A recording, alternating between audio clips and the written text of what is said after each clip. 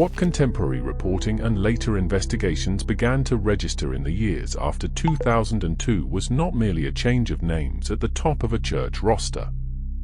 It was a transformation in how those institutional levers were used. Marriage assignments would become tools of social control, schools and corporate entities would be used both to isolate and to administer, and the doctrine of singular prophetic authority would be invoked to command obedience in private and public life. Warren's early life and role in FLDS institutions explain less how he became leader than how he could use the machinery of that leadership once he held it. The next episodes trace precisely how those mechanisms, learned in the Alta compound and exercised in the wake of Rulon's death, remade a community and ultimately drew the attention of prosecutors and reporters.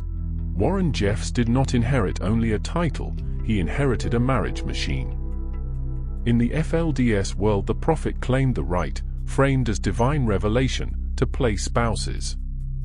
That practice, historically called placement marriage, had precedent in Short Creek. Under Rulon Jeffs it already limited courtship and centralized pairings.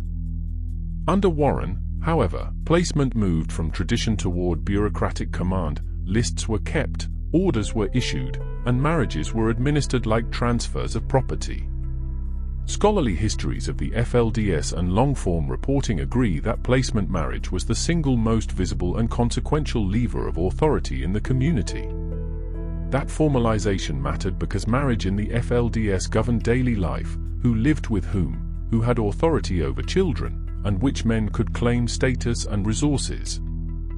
Reports from former members and journalists document an operational routine. When a man fell out of harmony with leadership, he could be excommunicated. His wives and children were then frequently reassigned to men still deemed worthy.